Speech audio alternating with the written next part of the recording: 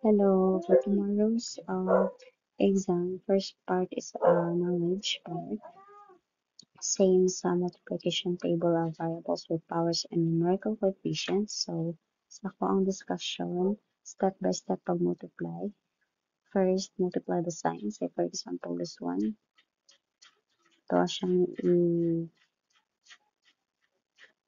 multiply ang x to the power of 4 and x. So, multiply first the sign. Positive times positive is positive.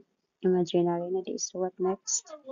Multiply the coefficients or constants or numbers na makita niyo sa given. In this case, ang coefficient here is 1, imaginary 1, and also here, imaginary 1. So, 1 times 1 is 1. So, imaginary gyapon na.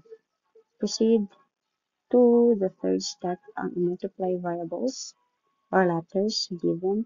So, here, we have variable x and also here x.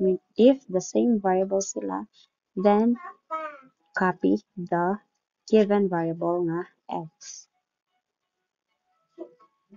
Now, since same variable man ang multiply, then proceed to the exponent by adding the value of exponent 4 and positive 1, imaginary 1. So 4 plus 1, that is 5.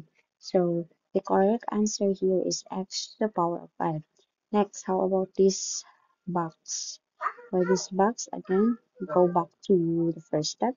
Multiply first the signs. So positive times positive is positive. So di na to siya is what is the positive imaginary na. Proceed to the second step.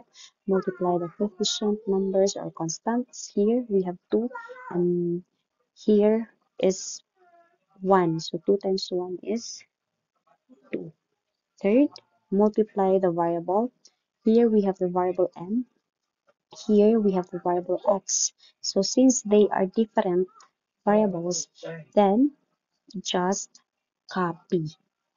And since there are two different variables, we need to decide if kinsay mauna na tuod, so what? So mag-base ta sa alphabet. Sa alphabetical order, ang mauna is letter M. So we should write first the variable M, including its exponent, positive 1, imaginary positive 1. So imaginary up to na here. Then proceed to the other variable, x, then copy exponent of 4. So again, if different variable multiply, then no need to add the exponent, just copy everything. Just follow the proper order sa alphabet o if unsay mauna nimo og suwat nga variable. Okay, proceed to the next box. Here we have p cubed times x to the power of 4. They are both positive, so as is na positive ang imong final sign. Next, coefficient 1 here, 1, so 1 gihapon, imaginary. Proceed to the variable p and x. Sa alphabet, mas nauna ang p. So we need to write first the variable p, copy the exponent of 3. Next, x, copy the exponent of 4. Next column, 4x squared times x. The signs, we have both positive, so as is positive ang final sign, proceed to the coefficient. 4 times imaginary 1 is 4. Next, third step, multiply the variables x, x. They have the same variables, so copy the variable x. Next, add the exponent. 2 plus imaginary 1 is 3, so we have 4x cubed. Next, positive times positive is still positive. Next, coefficient 2 times 4 is 8. Next, variable m and x. So since they are different variables, just copy including the exponent. We need to write first the variable n kasi may nauna sa alphabetical order. Next, followed by x. Then copy the exponent of 2. Next box, we have positive times positive, still positive. 4 times imaginary 1 is 4. Next,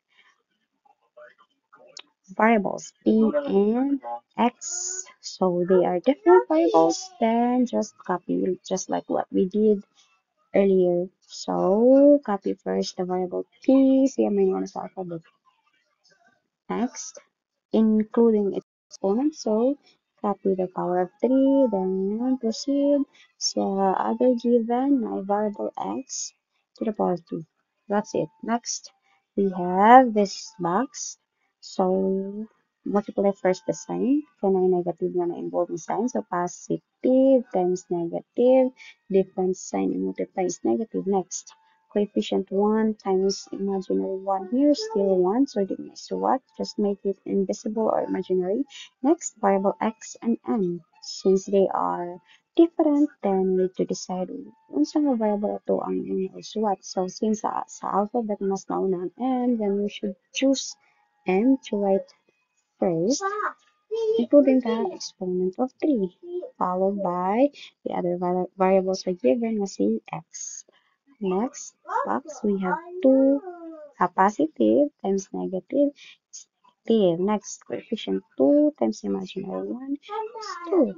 So variable m times m, since they are the same, then copy the variable m, extract the exponent. Nga, dapat i-add. We have 1, here 3. 1 plus 3 is 4. So it's negative 2m to the power of 4. Next, negative times positive here is negative. 1 times imaginary 1 coefficient is 1. Next, variable p and m, different variables, so just copy, write first the variable m, then may nauna sa sabit, exponent of 3. Next, variable p power 3. So that's it for the first part.